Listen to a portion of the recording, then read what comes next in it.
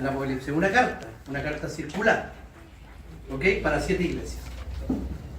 El punto es que algunas son personales, como la de Filemón o Tercera de Juan. Pero esta que vamos a ver es una carta que va dirigida a una iglesia. Y esta iglesia es la iglesia de Filipos, que tiene una característica particular, un problema particular, etc. Están viviendo una persecución, Pablo está escribiendo desde la cárcel, en un año específico, etcétera, etcétera, etcétera. Y eso va a determinar qué vamos a entender sobre la epístola. ¿Se acuerdan el ejemplo que di sobre el todo lo puedo en Cristo que me fortalece? ¿A qué se refería aquello? Pablo estaba encarcelado, pensó eso. Ya, Pablo estaba encarcelado y pensó eso. Sí, pero no es como lo tomamos a veces que nos enseñan. Filipenses 4:13, todo lo puedo en Cristo que me fortalece. Si ustedes miran el contexto, ¿de qué está hablando Pablo en el capítulo 4? De la abundancia y la escasez de la vida de él como un apóstol de Jesucristo. Entonces, los textos, no me voy a adelantar porque esto lo voy a tratar ahora. Bien, vamos a hablar ahora de las palabras. ¿Por qué es importante conocer las palabras?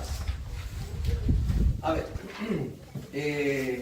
nosotros tenemos dos hermanas que son de origen extranjero. Díganme, ¿qué palabras fueron más difíciles para ustedes entender de los chilenos?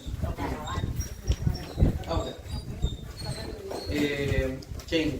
¿Cómo es? En el Macabeo, ¿ya?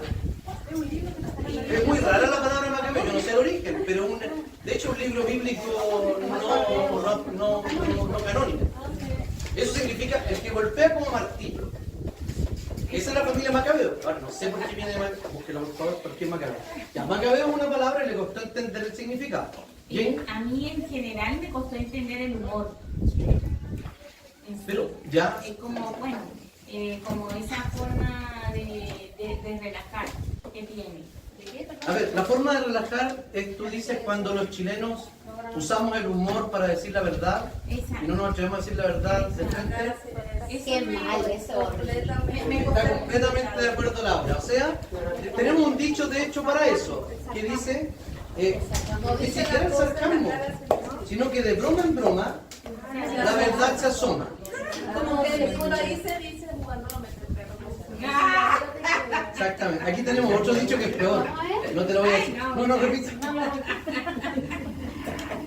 Aquí tenemos uno que es peor. Entonces, cuando vemos esto de que de broma en broma la verdad se asoma, es una característica chilena. Fíjense que nuestra cultura está en nuestras palabras.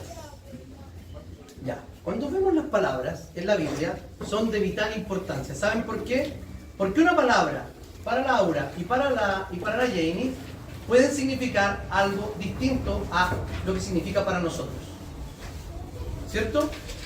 Porque si uno aquí se amaricona, es complicado decir esa palabra porque es una palabra de uso peruano que significa acobardarse, ¿cierto? En Perú es acobardarse.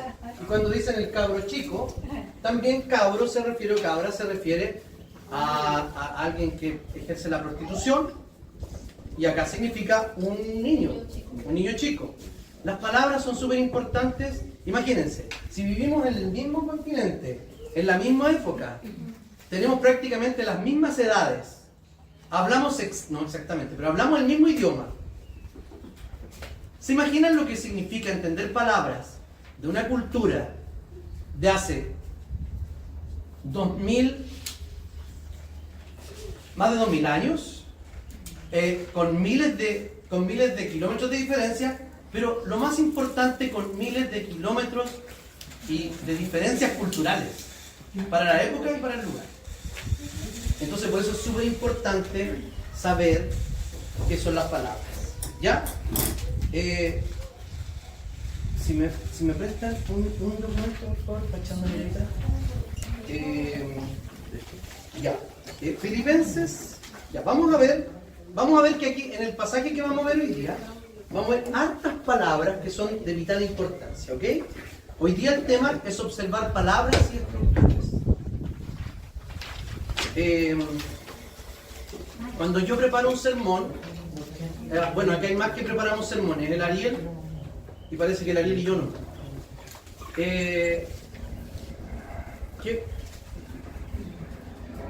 ¿Cuál es la mitad de la pega para ti? Yo sé mi mitad del trabajo. Cuando descubres qué cosa, es la mitad del trabajo ya que tenía hecho Ariel. O sea, cuando yo leí uno, le digo el texto, ¿Ya? hago un esquema rayando ¿Y qué descubriste ahí? Las palabras, el significado y qué más. el contexto. En este contexto, pero cuando uno hace eso, entiende la estructura de lo que se está hablando. Y cuando un predicador entiende la estructura, el sermón está listo. Prácticamente listo.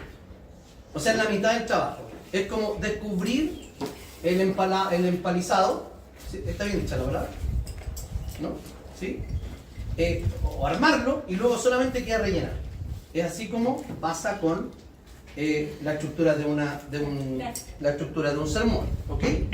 Bien, entonces vamos a ver. Las palabras son unidades básicas del lenguaje. Son unidades básicas del lenguaje. Y existen dos esquemas, dos enfoques para verlo. Ya hay palabras que podemos nosotros mirar de lo general a lo particular y de lo particular a lo general. Ya, esos son dos métodos distintos que no vamos a andar en eso, pero es súper importante entender desde ese punto de vista las palabras. Ahora, hay otra palabra, hay otra sección que se llama la etimología, que es de donde vienen las palabras. Ya, y eso es súper falaz. Es muy engañoso. Les voy a explicar por qué. Cuando nosotros estudiamos el origen de las palabras, ¿han escuchado que adolescente tiene una etimología de adolecer, de que le falta algo? Eso es falso. Primero, ni siquiera etimológicamente viene de allí. De hecho, la palabra adolescente es como una especie de en construcción de. ¿Ya? O sea, hay falacias de que inventamos una etimología y a veces la etimología no llena todas las... no sirve para entender la palabra completa. Por ejemplo, hay palabras que son, en el hebreo hay una palabra que se llama kafar y esa palabra significa cubrir. ¿Ya? Cubrir. ¿Y qué podríamos interpretar con cubrir? Tapar, ¿cierto? Pero fíjense que la palabra kafar, esto es hebreo, está relacionada con la palabra expiar.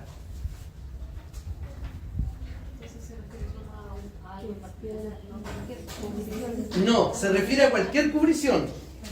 Pero en algunos contextos podemos entender que la palabra no es simplemente cubrir algo, sino que es expiar, tapar, en este caso el pecado.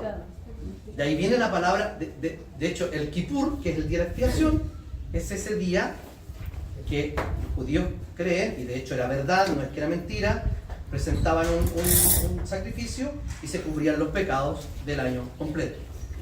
Y ellos podían seguir viviendo en relación con Dios. ¿Ya? Pero ya, veamos eso. ¿Por qué? Porque se debe entender, no es suficiente, como dije, ya voy a dar un ejemplo, no es suficiente la etimología. Nosotros siempre, pero ¿de dónde viene la palabra? Sí, es muy interesante. ¿De dónde vienen los dichos, por ejemplo? Hay palabras que provienen, que nosotros son transliteraciones, por ejemplo. Les voy a explicar una que es muy común en el Antiguo y Nuevo Testamento. Hay una palabra que significa, se dice en hebreo, Mesías. Y nosotros la usamos como Mesías, ¿cierto? Esa palabra Mesías es en hebreo. La palabra en griego es Cristo. ¿Ok? Y estas dos palabras que nosotros las entendemos, porque están transliteradas, aunque las estemos usando en otro idioma, diácono, almohada, son palabras que son de otro idioma y que nosotros las hemos incorporado. Y entendemos lo que son. Ahora, la palabra es Mesías y Cristo, una en hebreo, la otra en griego, significa en español ungido. ¿Qué tiene que ver esto con Cristo y con el Mesías? Ungido. En el Antiguo Testamento, la palabra ungir viene de ungüento. El ungüento es el aceite. A los únicos que se le ponía aceite encima para consagrarlos era a reyes, a sacerdotes y a profetas. ¿Ya?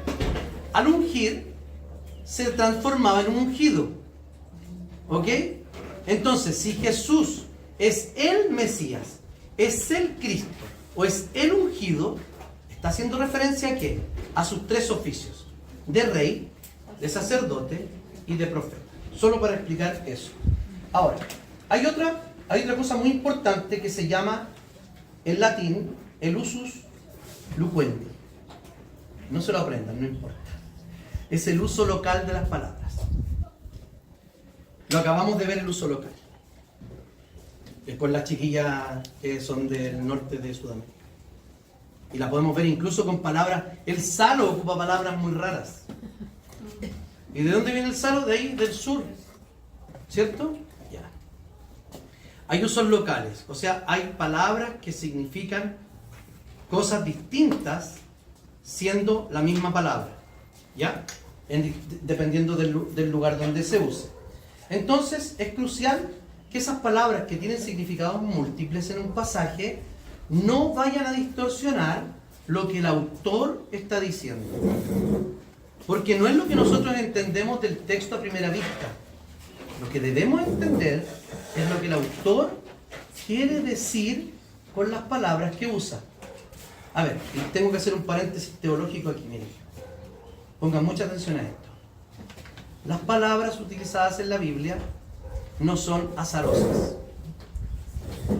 No son utilizadas por los escritores al azar. O sea, el Señor se aseguró, por medio de la inspiración del Espíritu Santo, de dejar palabras precisas y concretas en la Escritura. ¿Ya? Hay palabras que podrían ser equivalentes, pero hay palabras que el Señor usó de manera muy particular, y eso es súper importante entenderlo. Por eso que es importante la interpretación gramatical. Las palabras son importantes. ¿Ya? A ver, hay principios fundamentales para interpretar las palabras. Por ejemplo, cada palabra tiene un solo significado en un contexto inmediato. A ver, voy a seguir usando el texto 4:13. Todo lo puedo en Cristo que me fortalece.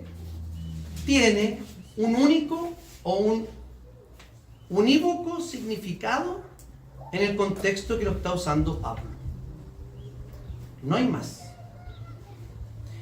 Pero ustedes dirán, nos mató Filipenses 4:13, nos mató la ilusión. Nos mató la ilusión. Bueno, lamentablemente debo matarles la ilusión porque la Biblia habla de todo, pero no en todas partes habla de todo. A ver, no todo lo que dice. A ver, déjenme aclarar mi mente. La Biblia, en su todo, habla de todo, pero en particular habla de cuestiones particulares. Por ejemplo, una parábola. El sembrador salió a sembrar y la semilla cayó en tal, y esto pasó con la semilla.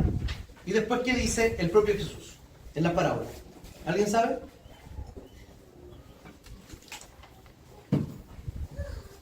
Es un esquema de parábolas. Después dice, la semilla es, el terreno fértil es, el terreno duro es, el terreno es con espinos es este. Y explica. Entonces hay un solo tema en una parábola y no da para todo. O sea, no es que podamos darle más significado a lo que el propio Jesús nos dijo o les dijo a los primeros oyentes que esa parábola significa. ¿Ok? Entonces, no podemos andar diciendo de la Biblia lo que la Biblia no dice en determinado lugar. Porque hay otras partes de la Biblia donde nos enseña que sí podemos, por la gracia del Señor, por ejemplo, soportar dificultades. Pero Filipenses 4:13 no se refiere, no es un poder, punto. No es un poder, todo lo que Cristo me fortalece, no es un poder. Es simplemente que necesitamos fortaleza tanto para vivir en la abundancia como para vivir en la escasez. Y se acabó. Y todas las aplicaciones deben salir de esa interpretación porque tienen un solo significado. ¿Ya? Lo otro es evitar interpretaciones preconcebidas. O sea, meterle nuestra mente al texto bíblico. ¿Algún ejemplo? No voy a dar un ejemplo en específico, pero miren cómo le metemos la mente al texto. Nosotros leemos la Biblia y decimos, ¿qué me dice el texto? Inmediatamente, ¿o no? Cuando leemos la Biblia, ¿estamos buscando qué nos dice el texto inmediatamente a nosotros, o no? James. Pastor, y eso es... Saltó, pero así, pero... ¿Sabe qué me pasaba a mí? Que yo creo que más de uno se va a sentir identificado con los pancitos de vida. Ay, Dios. El horóscopo cristiano. Yo decía, ya Señor me va a hablar hoy. Y en vez de ir a la Eso Biblia, fue flojera, iba ¿o? el pancito de vida. A ver, ¿cómo deberíamos esperar que Dios nos hable en la Biblia? No decir qué nos dice inmediatamente, qué me dice a mí en la Biblia inmediatamente cuando leemos el texto. Si la primera pregunta es, ¿qué dice? Es tan sencillo como eso. ¿Qué dice? Cuando nosotros interpretamos y logramos identificar lo que dice, después de eso, podemos... Déjenme acordar del método. Lección divina. Lección, meditación. Pero ¿y dónde está? Oración, meditación, acción. Ya. La primera pregunta es, ¿qué dice el texto? La segunda pregunta es, cuando dice el texto, lo que dice el texto es la meditación. O sea, leer sobre lo que dice el texto. Y luego yo me pregunto, ¿qué me dice el texto a mí? Y me va a decir algo en particular. Y yo puedo responder en oración a ese tema específico que Dios me propuso en esa mañana al leer la Biblia. Claro, tú te refieres a que uno puede sacar ese pancito de vida, No. Pero no tomarlo como una galleta de la suerte. No puede sacar la suerte. Pero puede sacar los pancitos de vida y tratar de interpretarlo, hacer el lección, aplicar el lección. A ver, ya, veamos eso ya. Pancito de vida. Aquí está más. Esto ya, pancito de vida, aplicación. Aplicación de la Biblia. Permiso, a ver, un ejercicio. Y de igual manera el Espíritu nos ayuda en nuestra debilidad. Pues, ¿qué hemos de pedir como conviene? No lo sabemos. Pero el Espíritu mismo intercede por nosotros con gemidos indecibles. Mas el que escudriña los corazones sabe cuál es la intención del Espíritu, porque conforme a la voluntad de Dios intercede por los santos. Ya, les voy a hacer preguntas sobre este texto. Y de igual manera ¿qué? No se sabe porque está solo. Y de igual manera. ¿Y de igual manera qué? El Espíritu nos ayuda. No, pero ese de igual manera, Se refiere a algo el que Espíritu está nos antes. ayuda en nuestra debilidad, de igual manera de lo que dijo antes, o sea, en el 25 o en el 24. Hay que saber el contexto. Ya, eso es lo que el contexto. En base a eso. Sí, mira, tú puedes la galleta de la suerte. orientarte con esto o con la galletita de la suerte, es verdad. Pero Y mire, cuando tú que estás en Filipenses, pues que hemos de pedir como conviene, no lo sabemos. ya. Pero el Espíritu mismo intercede por nosotros con gemidos indecibles. Ya. ¿Dónde intercede el Espíritu? No, pero si uno... Pero contésteme la pregunta. No, pero eso no, porque no es instantáneo. No es instantáneo. ¿Por qué no? Entonces lo que deberíamos hacer es ir al capítulo completo. Entonces, ¿por qué sacar el pancito de vida? Claro, porque en un versículo no te dice nada. Un versículo te puede decir mucho si tú sabes en qué contexto está. Si te sabes toda la cosa. Si te sabes sí, para porque leerse todo. es de vital importancia. Porque miren, escúchenme algo. Es probable, escúchenme, es probable que nosotros no creamos cuestiones raras. ¿Ya? Ni siquiera el capítulo. a veces la carta completa Sí. o la perícopa completa Ya, pero el libro sacó la o el libro completo. Y me sale Filipenses 4:13. Ya, Filipenses 4:13. Ya, y yo me voy. No Yo estoy me voy perdido, y tranquilo. empiezo, ¿no es cierto?, a leer Filipenses 1. Ya, Filipenses Para 1. poder entender lo que a lo mejor el Espíritu me quiere decir en ese momento. No, mira, es Y súper decir simple. El tema de la aflicción, ¿no es cierto? que No, está de es guerra. muy simple entender Filipenses. Una Biblia. No traje mi Biblia. Aquí hay una, pastor. No, mi Biblia está por ahí, por favor. Esa que está allá. Esa. Yo voy a leer Filipenses 4:13, que es el que hemos estado. Yo tengo eso a donde trabajo, tengo un Sí, cosito que cada vez que me voy a hacerme la uña saco ahí el versículo. Ya, pero mira, déjenme. Ya, pero eso no. Hay un negocio, escúchenme por favor. Hay un negocio en la feria que se llama Dios le bendiga. Plátanos, Dios le bendiga. Así se llama. Entonces ella pasa un pancito de bis, Dios le bendiga. Ya, está bien. Está bien. La Biblia es verdad y la Biblia es eficaz, aunque sea un pequeño texto. Ahora, si ustedes quieren que ese sea su método de lectura de la Biblia, yo no les puedo decir, vamos adelante, lean así la Biblia. No. A ver, pero es con todos los libros o con algunos libros. ¿Por qué? Dale nomás. No, porque los salmos son como... Ya, es que ya, aquí hay algo bueno. Los salmos son Por unidades. ejemplo, escúchame, los proverbios, hay versículos que son claros. Sí. Es que hagamos... En el caso, miren, Laura toca los libros sapienciales que son, nombró dos, Salmo y Proverbios. Ya, en el caso de eso, los salmos son unidades únicas. Son únicos, claro. Son unidades únicas, o sea, uno puede entender el salmo, pero ¿qué tienes que entender? ¿Quién lo escribió? ¿Cuándo lo escribió? El salmo, un momento. Los salmos, Calvino dijo que los salmos son la anatomía de la emocionalidad humana. Hay rabia, hay alegría, hay depresión, hay de todo. ¿Ok? Entonces hay un texto que uno puede interpretar, pero tiene que saber ciertas cosas de allí. O sea, se pueden sacar los otros Sí, pancitos te puedes que no sacar sean los pancitos de Si es salmo, solo los si salmos. usan los proverbios. Nahual me tengo que poner Podemos. Ya, miren. Vamos para la casa. pero el que sea Oye, pero escuchen. El que sale No. Sí. Están diseñados para eso. Sí te sirve, si sabes lo que significa.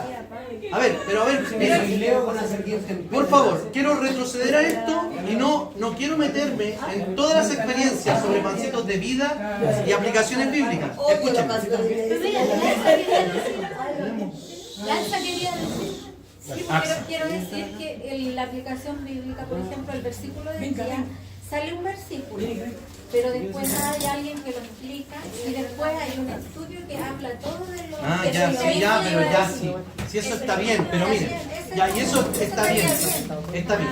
Pero miren, les voy a mostrar lo sencillo que sería entender Filipenses 4:13 si nos vamos a lo que llamamos el contexto inmediato. Miren, voy a usar incluso los títulos de la Biblia que ni siquiera son inspirados. Lo hicieron los editores. Ok, dice dádiva de los Filipenses. Grande ha sido mi gozo en el Señor de que al fin han reanudado ustedes su cuidado por mí. Claro, la disposición la tenían, pero les faltaba la oportunidad. Pablo le está diciendo que ellos habían dejado de mandarle una ofrenda y que ahora la habían reanudado. Está hablando de plata. No lo digo porque tenga escasez. Palabra importante, escasez. Está hablando de plata. Pues he aprendido a estar contento en cualquier situación. Sé vivir con limitaciones y también sé tener abundancia. Y en todo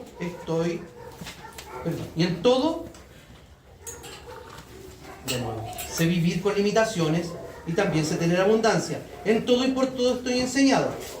Tanto para estar satisfecho como para tener hambre. Lo mismo para tener abundancia que para sufrir necesidad. Todo lo puedo en Cristo que me fortalece. ¿Es difícil entenderlo? Leyeron 2 versículos antes. Pero si aparece el versículo, el pancito de vida, todo lo puedo en Cristo que me fortalece, nos vamos a frustrar. Porque hay cosas que simplemente no vamos a poder.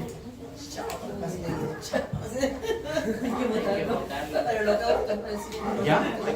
Ahora, si lo usan como sembrar la palabra en una persona, pasar un paso de vida, no sé, tú dijiste que tenías eso, ¿ya? Tranquila. Está decepcionada ahora con su vasito de vida. O la niña del Dios le bendiga de los plátanos. Ella pasa. ¿Ya? Bien, sigan. Después de esta discusión de vasitos de vida, ya. Uso. Ya. El uso de. Ahora, lo importante también es de fuente. El uso de fuentes auxiliares. Miren, ahí yo traje varias cosas que son de palabras. Esos son diccionarios de distintos tipos. Hay diccionarios bíblicos, de teología y de palabras teológicas, que ese que está ahí. ¿Cómo? Sí, van a buscar palabras ahí. ¿Ya? Entonces, me gustaría avanzar para que tengamos el break. Ya. Ahora, respecto a las falacias exegéticas que dijimos delante, ¿ya? Les voy a poner solo un ejemplo. Ya, miren. Esta es una típica discusión que tenemos con los bautistas. Pongan mucha atención. Pongan mucha atención. Con los bautistas. Hay una palabra en la Biblia que está transliterada. O sea que la utilizamos prácticamente igual como es en el griego koiné. Les expliqué lo que era el griego koiné la semana pasada. Es el griego común, comercial, que usaban todas las personas del Asia Menor. Ah, sí, verdad. ¿Ya? Ese que era como muy conocido y servía para que, y se escribió en eso el Nuevo Testamento, todos podían leer el Nuevo Testamento. De hecho, gracias a él, koiné significa común, es el griego común. ¿Ya? Bien. Entonces, la palabra baptizo. Baptizo.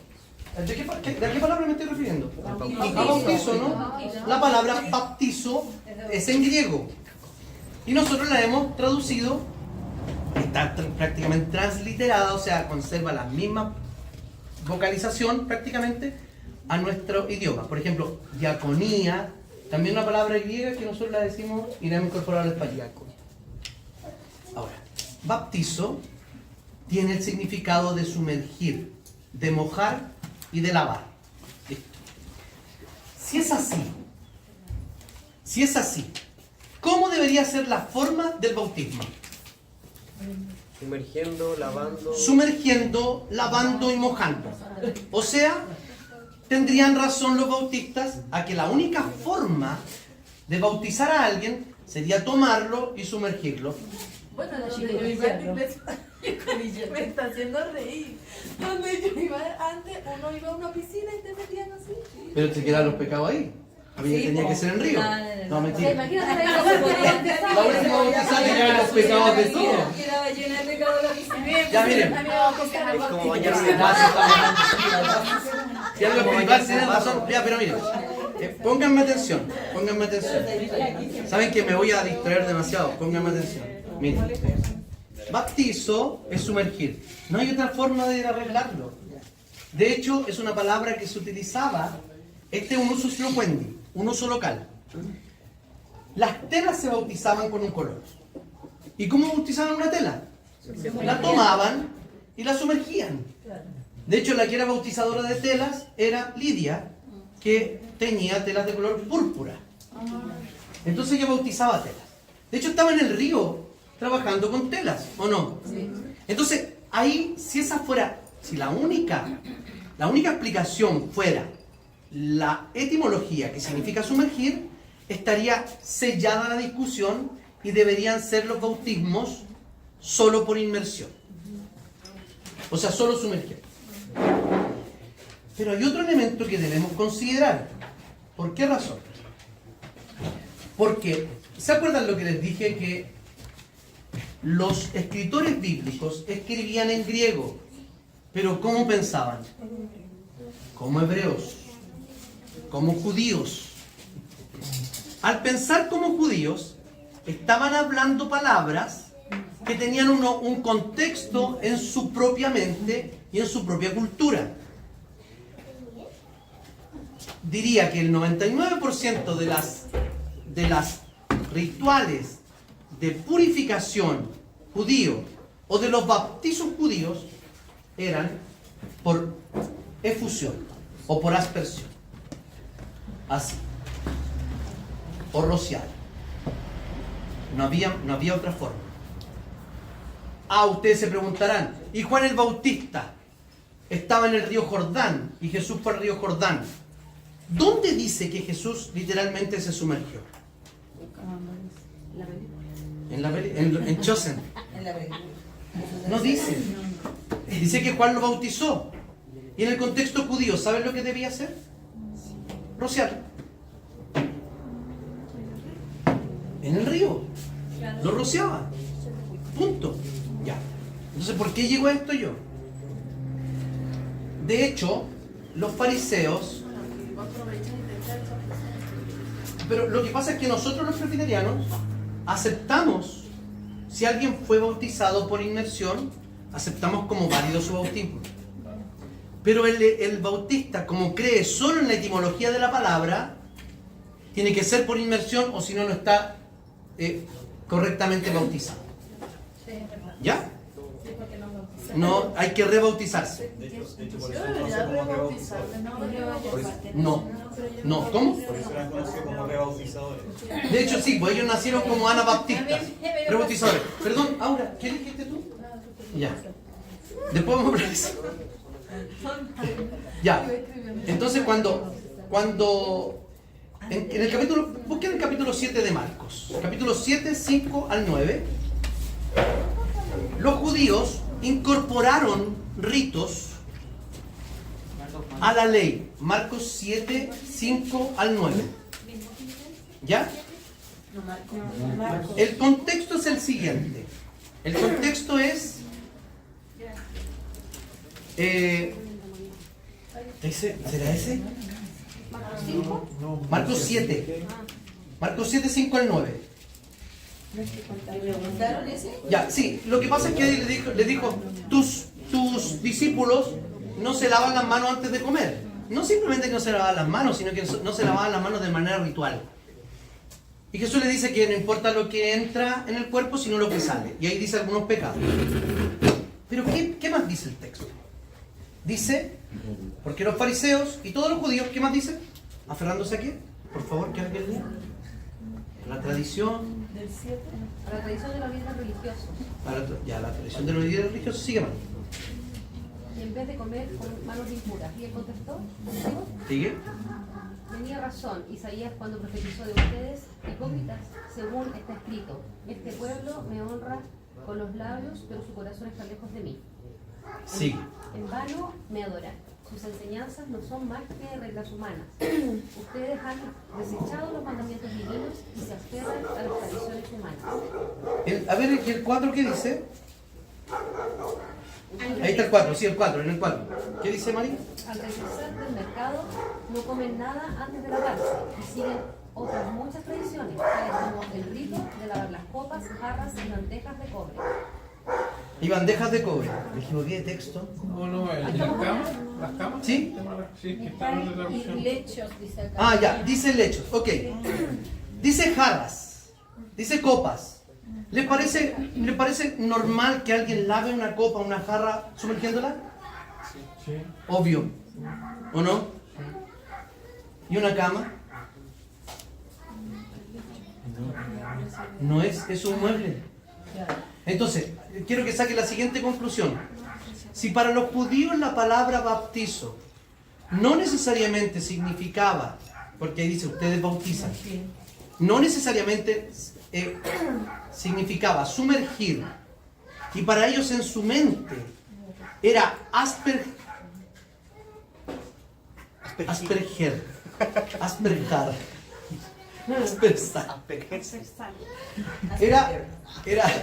era rociar. Ya, era rociar. Entonces, ¿qué está diciendo el texto? El texto está diciendo que la etimología fue cambiada por el contexto cultural y por el uso local. Entonces, para quien está escribiendo, bautizo no significa necesariamente sumergir. Significa rociar, porque lo que significa realmente qué es purificar. ¿Y cómo purificaban los judíos? Rociando. Solo un dato más. Se convirtieron 3.000 personas en la predicación de Pedro. Y todos fueron bautizados. Cuando dice todos, fueron todos. No solo los 3.000, sino además las esposas y los hijos y quien anduviese con ellos. Era imposible sumergir a casi 12.000 personas en ninguna parte de Jerusalén. No hay lugar en Jerusalén para hacer eso. ¿Cómo lo hicieron? Tirando el agua. Tirándole agua. Ese es cuando se convierte. Cuando se convierten. Eso es cuando... Y fueron bautizados. Ahí La predicación de Pedro, y Hechos hay- 2. Y hay algunos hablan que es bautismo Espíritu Santo. Ah, sí, pero ese es otro tema. Claro, bautismo con el Espíritu Santo. Ese es otro tema. ¿Ya? Sí. Bueno, ya terminé sobre el uso de las palabras. Preguntas para hacer el break. Puede ser que las judías escribían en griego, pero pensaban como hebreo. ¿No podría ser que cuando hablaban como de vasos, de panes, de utensilios de metal, tuvieran esa palabra lechos, cama, haciendo mal interpretación como en griego, entendiendo como otra cosa que fuera? No, estaban diciendo camas. Estaban diciendo Porque la costumbre que ellos tenían era incorporar otras leyes a los mandamientos de Dios. Entonces, la purificación que mandaba, fíjense que los que estuvieron atentos en Levítico, ¿ya? Los que estuvieron atentos en Levítico, se pueden dar cuenta que habían momentos de que la purificación que la contaminación nunca era permanente, ¿cierto? Siempre la purificación era la contaminación era temporal. A veces duraba hasta el anochecer, a veces duraba más días y era simbólico, ¿cierto? La purificación de una mujer con un niño era 40 días. Con una niña, 80 días. ¿Saben por qué? Por el valor de la vida. Porque era de mucho más cuidado la vida de una mujer que la vida de un hombre. O sea, se tenía que recuperar la mamá y la hija y asegurar la descendencia del Mesías. Porque a Eva se le hizo la promesa. Amén. Hermoso, ¿no? Vamos a comer algo. La palabra que acabamos de revisar fue baptizo, ¿cierto? Me parecía, aunque no fuera específicamente del libro de Filipenses, porque vamos a ver palabras en Filipenses ahora, me interesaba que la conocieran porque es un caso muy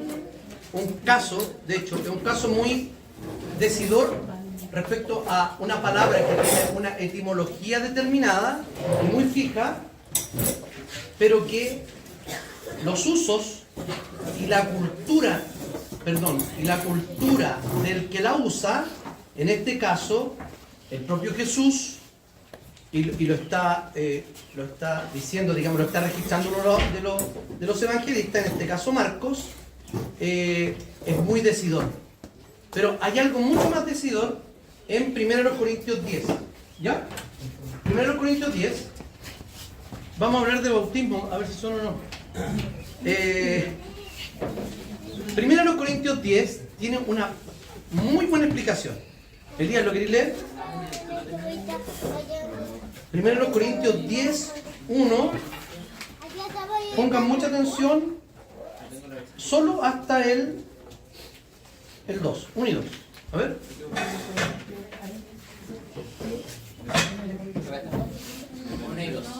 No quiero que desconozcan, hermanos, que nuestros antepasados estuvieron todos bajo la nube y que todos atravesaron el mar. Todos ellos fueron bautizados en la nube y en el mar para unirse a Moisés. Ya. ¿Qué evento histórico de la historia de Israel está relatando?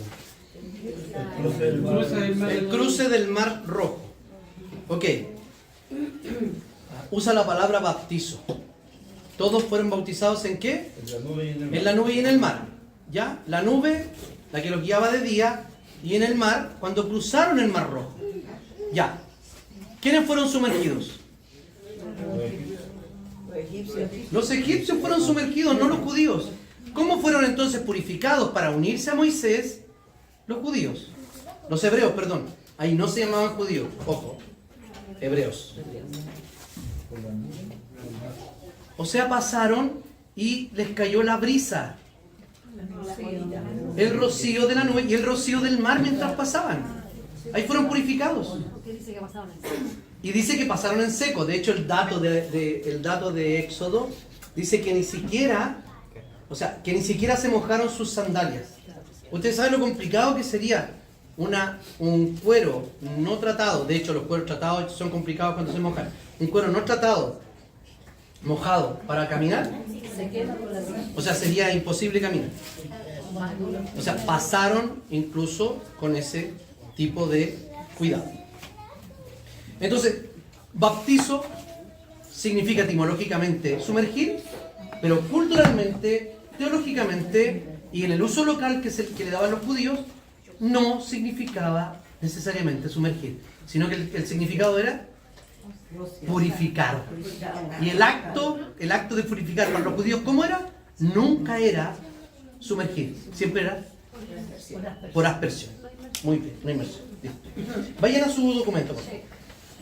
¿Listo? ¿Estamos ok con eso? Vayan a su documento y quiero que abran su Biblia ojalá hayan traído su Biblia de papel. No traen Biblia de papel, ya, no importa. Abran sus dispositivos. ¿Ah? Abran sus dispositivos y van a leer del 2, 5 al 11. Pueden hacerlo en pareja, en tríos, no más que 3, ¿ya? 2 o 3. Pueden leer juntos y subrayar las palabras. Ya dice aquí, subraya los verbos, acciones, que describen lo que Cristo hizo como se humilló, se despojó. Y dice, encierra en un círculo las palabras que describen lo que Dios hizo por Cristo, por ejemplo, lo exaltó. Entonces vamos a subrayar lo que Cristo hizo y a subrayar lo que el Padre hizo. Aquí está nombrado como Dios. En Filipenses 2, 5 al 11. Tienen 5 minutos. ¿Ya? Listo. Revisemos solo esta parte.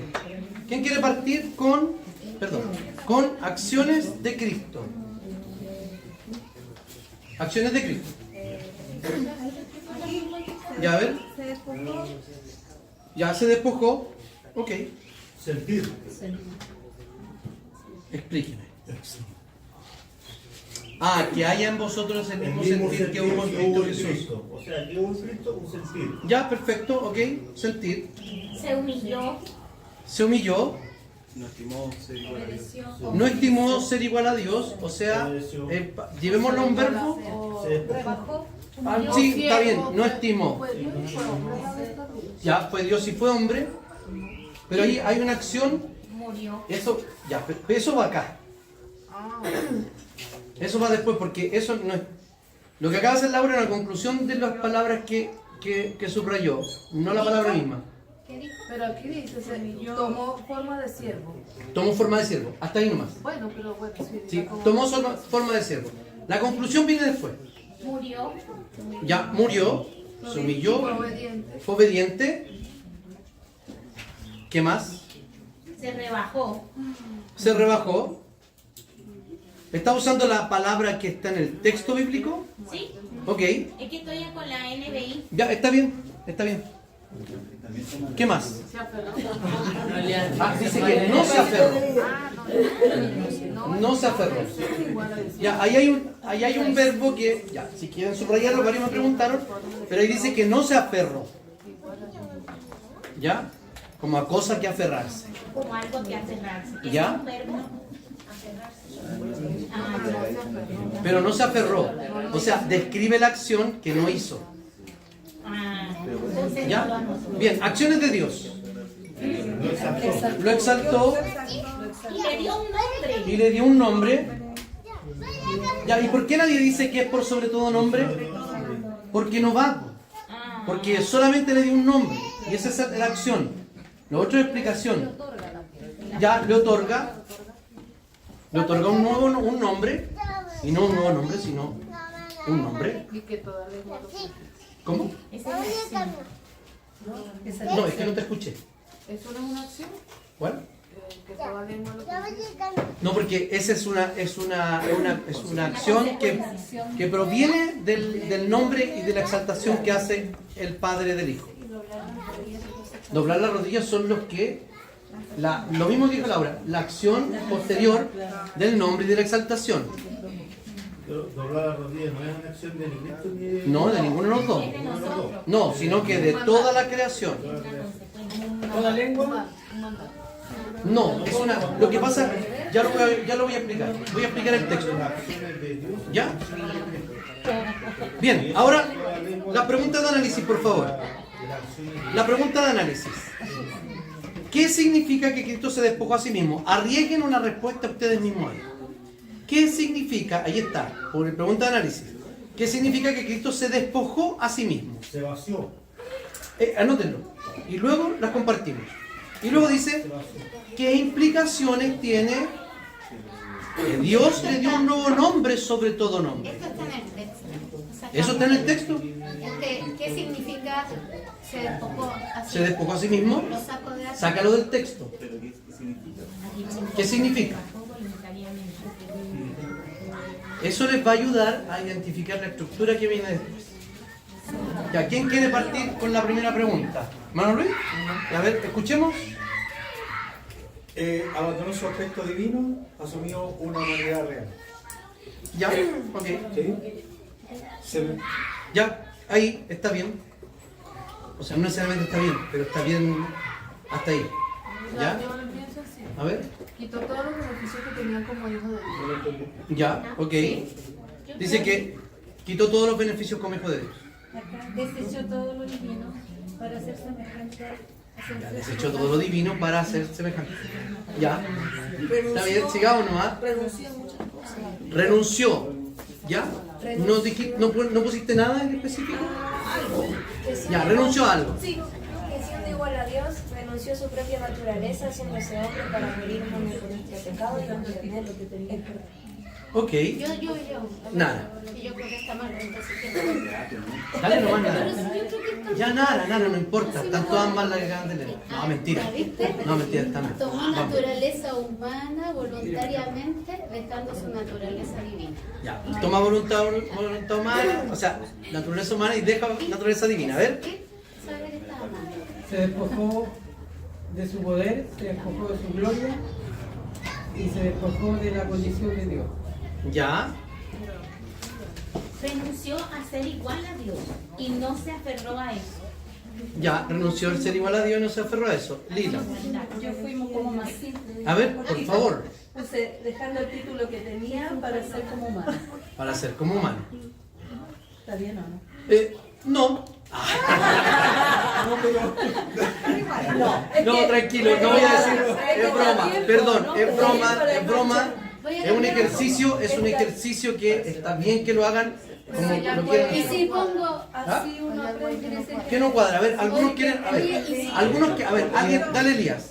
Al tiro. Esto lo dice Dios Padre para ser hombre sin dejar de ser parte de la humanidad. Ya, dejar. ¿Cómo de nuevo? Eso me interesó. Escuchen La cuál. diestra de Dios Padre para ser hombre sin dejar de ser parte de la Trinidad. Ya, para ser sin dejar de ser parte de la Trinidad. Aura, ¿tú qué dijiste que no te cuadró algo? Sí, algo parecido a lo que él dice, porque él dice en el último el ser igual a Dios como cosa a aferrarse, pero es como que sigue siendo hijo, pero ay, no sé cómo explicarlo. Ya. Es que no quiero decir una herejía. Yo creo que Todos han dicho una herejía. sigue siendo divino. Ajá. Ya sigue siendo divino. No se puede dejar todo porque él siempre fue Dios. O sea, Ya. nunca dejó. Entonces, no sé cómo explicarlo. De que, Ya, lo que está haciendo Lani no se está basando en el texto. No está basándose en el texto. Ella está simplemente, lo que está haciendo es hacer coincidir sus ideas de Cristo, o sea, su cristología con el texto. Y eso, el texto no está equivocado. Ya, pero quiero que, a ver, lo que necesito es que ustedes vayan identificando su propia forma de razonar ante el texto bíblico. ¿Alguien quería decir algo más? Se despojó, despojar es que se quitó o sea, como cuando te despojan de algo, es que te quitan. Ya, pero a él no le quitaron nada. Fue voluntario. ¿Cierto? Sí. Se puede aplicar, Es juego, ¿no es cierto? A ver, se puede aplicar la palabra ahí, encarnación. sí se puede aplicar la palabra encarnación. ¿Sí? Ya, a ver, pasamos a la siguiente. ¿Qué implica? Yo tenía una. Gladys, Como los profesores que corrigen no dan la respuesta. Gladys, Ya, un momento, ¿qué van a decir? yo tenía una. ¿Cuál, por favor? ¿La puedo decir? Sí.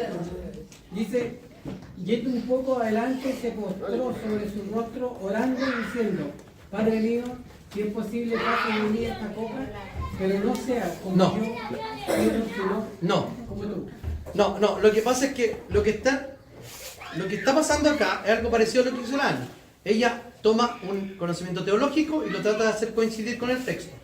Lo que están haciendo ustedes ahí es tomar un texto paralelo para explicar este. No está mal, pero lo que primero hay que hacer es entender las palabras. Ya, ahora lo que van a hacer es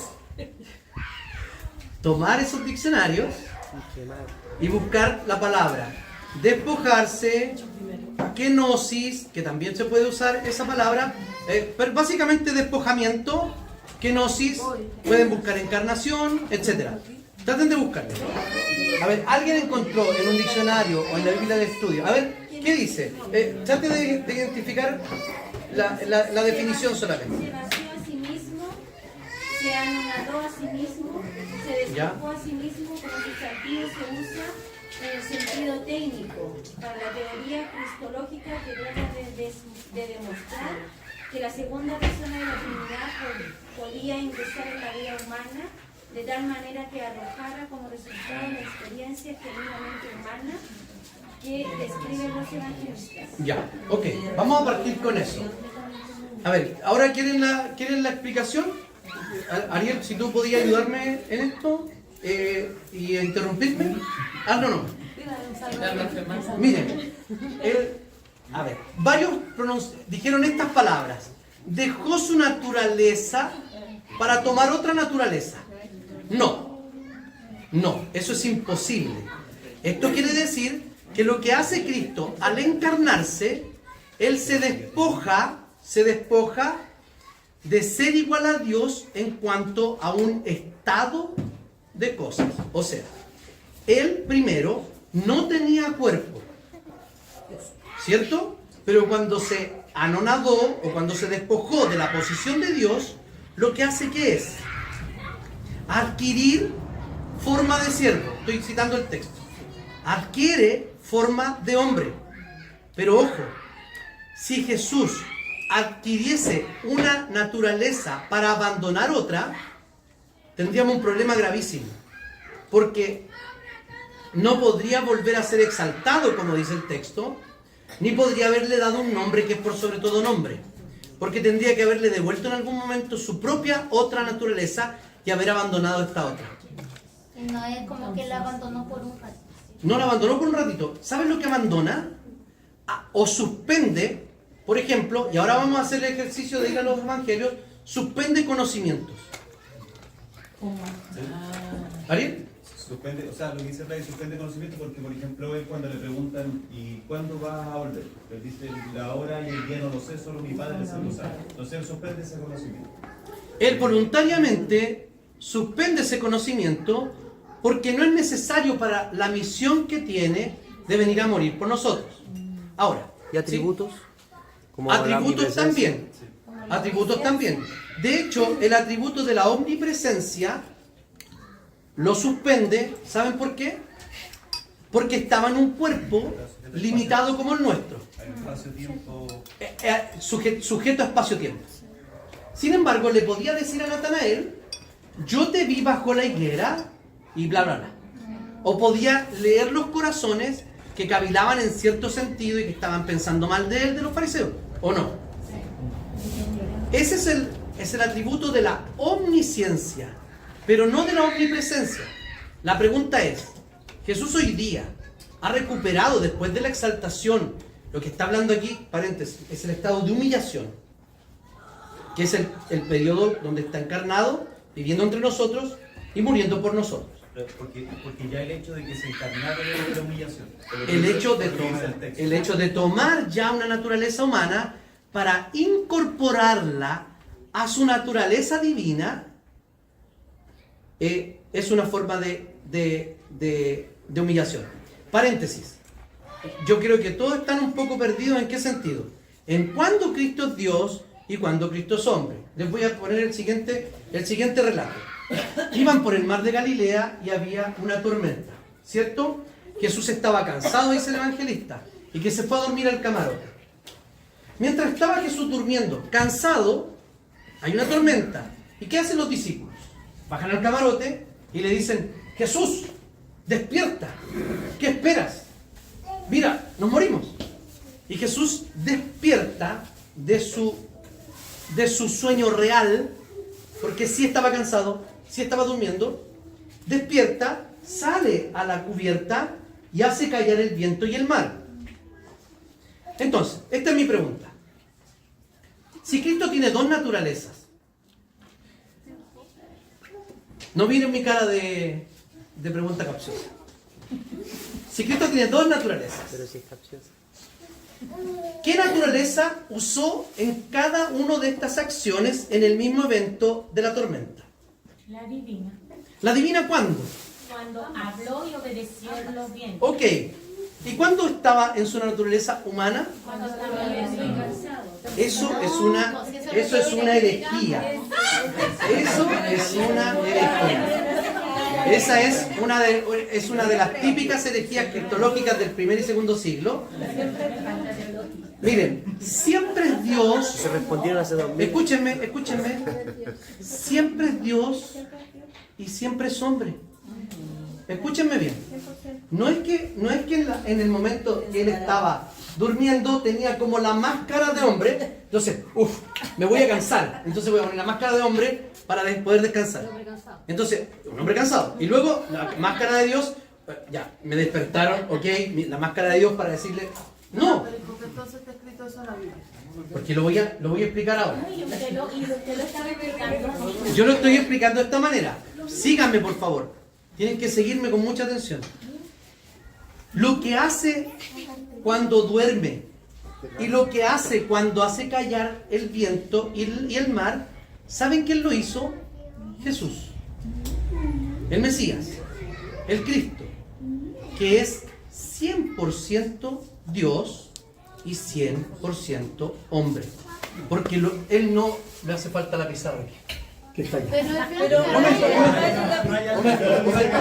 La naturaleza humana, perdón, la naturaleza divina, ojo, no es incompatible con la naturaleza humana. Les digo por qué. Porque hay un prejuicio en nosotros de que la naturaleza humana es esencialmente mala. Y no es así. No es pecaminosa. La naturaleza humana de Adán, de Eva y de Jesús es santa. Que es a lo que nosotros vamos a ser transformados cuando el Señor venga. Antes del pecado. Exactamente. La naturaleza divina, Jesús la conserva. Pero ¿saben a qué nivel se une? Al nivel de la personalidad, de la persona. O sea, Jesús, cada cosa que hizo cuando estaba encarnado, lo hizo tanto como Dios, lo hizo tanto como hombre. Ahora, ojo, Él se desarrolló, su alma humana y su mente humana se desarrolló tal como se desarrolla una mente y un alma humana como cualquier otra. O sea, ¿cuándo ustedes se dieron cuenta de quiénes eran? ¿Cuándo tenían edad de conciencia? ¿Cuándo sabemos por el dato bíblico? ¿Cuándo sabemos por el dato bíblico de que Jesús sabía quién era? A los 12 años, cuando estaba en el templo y él dice, me conviene estar en los negocios de mi padre. Entonces, ¿por qué está respondiendo a Laura? ¿Por qué este es el relato bíblico de que él duerme y luego hace callar? Porque es el mismo Jesús. Porque por eso es capaz de compadecerse de nosotros. Por eso es capaz, por eso él experimentó, por eso vivió la experiencia humana y hoy día conserva una reliquia del humano. ¿Saben cuál es? Su cuerpo. Pero su cuerpo glorificado, que ya no está limitado al tiempo y al espacio. Por eso que Cristo puede estar presente en la mesa. ¿Ok? Momento, me falta algo que decir. Las dos naturalezas de Jesús son perfectamente compatibles entre sí. Y hoy día Jesús conserva esas dos naturalezas. Entonces Jesús no actuaba de repente como Dios y de repente como hombre. Lo que Él hizo fue incorporar un alma humana, un cuerpo humano, una naturaleza humana, a la naturaleza divina. Y eso lo transformó en Dios hombre. Vale decir, el único ser perfecto que podía morir por nuestros pecados. Porque tenía el valor, o más bien dicho, la santidad de Dios, que era la que debía cumplir, y la santidad que exigía la ley como hombre. Entonces, Él vivió la vida que nosotros, la ley nos exigía vivir, y murió la muerte la muerte que nosotros no merecíamos morir. Entonces Cristo en su esencia, en sus dos naturalezas, como Dios hombre, es nuestro sustituto perfecto. Entonces lo que Él hace es suspender conocimientos y atributos para luego recuperarlos cuando Dios lo exalta. No sé si me explico. Sí, yo tengo una duda. Lo que pasa es que uno podría pensar que al final no somos igual a Él. El humano no es igual a Él. Él nunca fue igual a nosotros, porque nosotros somos humanos, no Dios. Nos falta la otra naturaleza. Él tuvo las dos. Entonces, y es el único que lo ha tenido. Claro, entonces es por eso que humano. O sí sea, fue humano. Humano, pero nunca fue ya, igual. pero espérate, no, es que es el único en el cosmos que tiene esas características. Claro. Porque es el único que necesitaba tener esas características. Porque necesitaba ser Dios y hombre para que su muerte fuera válida en la cruz. Claro. Porque nadie puede morir sino por su propio pecado, solo por su propio pecado. Nadie puede salvar a otro, a menos que tenga lo valioso que es Dios, lo santo que es Dios, y ser exactamente igual a nosotros. Hebreos dice lo siguiente, dice que Cristo fue tentado en todo, pero sin pecado. Ok. ¿En qué no fue tentado Jesús? En todo. ¿Y qué es todo? Vale decir que cada tentación que nosotros tenemos, Jesús la experimentó. Eso es totalmente cierto. La pregunta es, ¿entonces podía pecar? No podía pecar. Si no, estamos hablando, si tenemos un Dios pecable, si tenemos un Jesús pecable, tenemos un Dios pecable. Y si tenemos un Dios pecable, no pudo haber muerto por los pecados. Lo voy a explicar de la siguiente manera. Esto lo he explicado mil veces. Sí, pues le eligió no pecar, porque tenía voluntad libre. Pero el punto es el siguiente, lo voy a explicar. No es por una cuestión de decisión solamente, sino por naturaleza. Imaginen estos dos vasos. Un vaso limpio, solo con agua. Un vaso con agua con fondo de barro. Los muevo. ¿Qué pasa con el agua de cada uno? Este que el agua estaba limpia, ¿qué pasa? Sí, igual. Este que estaba sucia, se revuelve y se enturbia. ¿Cuáles recibieron el zarandeo? ¿Cuántos vasos recibieron el mismo zarandeo? La misma tentación. La tentación no es igual que el pecado. Jesús, esa es la diferencia. Entonces Jesús recibe la misma tentación, pero Jesús no tiene de dónde sacar pecado. Pero sí siente la misma presión, porque si no, lo que pasaría es que tendríamos un Dios pecable. Y si tenemos un Dios pecable, tenemos un colapso cósmico. O todo lo que queremos es mentira, que sería pecado. Cuando se refiere a que se humilló porque tomó la naturaleza humana, entonces se refiere no al pecado, se refiere a las limitaciones de un... Se refiere a las limitaciones y se refiere a incorporar una nueva naturaleza. Siendo Dios, que se supone que es lo A todo lo máximo. que significa incorporar. Todo lo que significa. Significa que... ¿ah? A sentir, porque si no pecó, pero sintió mucho. Sintió, Sintió dolor. tuvo hambre, lloró, le dolió las muelas, no sé, tuvo compasión, le dolió la guatita y probablemente sí tuvo indigestión, se enojó, se pasa pues. Hay gente que se pasa un pueblo. Entonces, al tiro. Entonces, ¿dónde iba? Perdón. Estaba explicando lo del vaso. Y quedó perfecto hasta ahí. Y ella lo contaminó todo. Cuando Hernán decía del cambio de Dios a ser hombre, ¿ya? Me salta eso, esa no duda, sino que como aclaración, es que lo único que podía hacer eso era Dios tomar esa naturaleza, ¿verdad? Sí, es el único. Pero no nosotros esa naturaleza divina. No, ojo, no, aquí nos equivocamos. Lo que pasa es que al ser partícipes del Espíritu Santo, dice que Dios nos comunicó de su propia naturaleza. Y ahí está el error que comete Hernán al decir, no tenemos la misma naturaleza. Sí fuimos partícipes de la naturaleza divina. Somos hechos partícipes por la habitación del Espíritu Santo. Y luego vamos a ser iguales a Jesús después de la resurrección. Tanto en nuestro cuerpo como en la capacidad de no pecar. Pero cuando se habla de que nosotros tenemos que llegar a la altura del varón perfecto, que es Él, ¿cierto? Allá tenemos que apuntar. Me imagino que ahora, en esta naturaleza, eso es utópico, porque no podéis llegar a ser igual que Él. No es utópico. O en alguna, no, en alguna naturaleza. No, déjenme explicarlo. No. La estatura de un varón perfecto significa plenitud. Porque, ojo, la santidad nunca es sinónimo de perfección. ¿Ya? La perfección es un atributo divino. Y la santidad, básicamente, es que Dios nos ha separado para Él. Y por eso que podemos vivir vidas distintas, y por eso que pecamos, y por eso que nos volvemos a parar, y por eso que volvemos a pecar, etc. ¿Me entienden? Bien, son 1:15 para las 10 de la noche. Nos quedan varias cosas más. Voy a aclarar dudas hasta aquí. Víctor. Siguiendo un poco la idea que arrojó el hermano Luis, por ejemplo, la naturaleza humana, la naturaleza divina, ¿quién puede hacer que sean compatibles ambas dos? ¿Es solamente una naturaleza divina? No, lo que pasa es que... La naturaleza humana no tiene la capacidad de hacerse compatible con la divina. No, lo que pasa es que allí... ¿Cuál es el problema en los razonamientos que estamos haciendo? Es que nosotros presuponemos que la naturaleza humana es mala. Y eso se llama...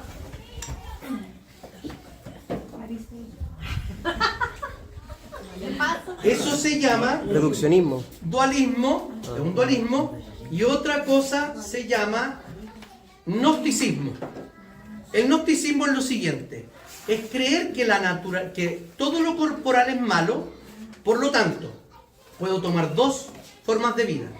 Vivir licenciosamente porque no pasa nada, o castigar el cuerpo porque es muy despreciable. Eso es lo que pasa cuando uno tiene esa opinión. Ahora al tiro. Cuando dice, la presuposición es que la naturaleza humana es mala. No. Cuando creó a Adán y a Eva y terminó el 6º día, Dios dijo que todo era muy bueno. Por lo tanto, Adán y Eva, los únicos 3 humanos verdaderos que han existido hasta el día de hoy, verdadero, es Adán en el diseño original. Adán, Eva y Jesús. Y eso es lo que nos promete ser a nosotros Dios en el estado eterno. Es que tengo una pregunta. Usted nos dijo que cuando nosotros estemos con el Señor, nos vamos a tener el deseo de pecar. Sí. ¿Y por qué Eva sí lo tuvo? Porque ella tenía que tener una obediencia activa. Ella podía pecar y no pecar. Y nosotros nos vamos a... Hoy día nosotros podemos pecar o no pecar. Pero cuando Cristo venga y nos seamos... O sea, en ese momento va a ser imposible pecar y posible no pecar. ¿Aún vamos a seguir? No vamos a tener la posibilidad de pecar.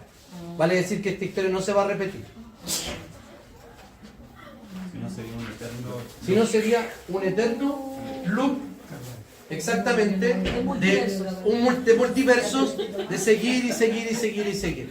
La historia no es cíclica, la historia es teleológica, o sea, va derecho en un objetivo final, un objetivo preciso. ¿Ya? Bien. ¿Alguna otra duda? Si no, bueno, a ver, con esto le van a quedar muchas dudas, así que ojalá ojalá le abre el apetito por leer.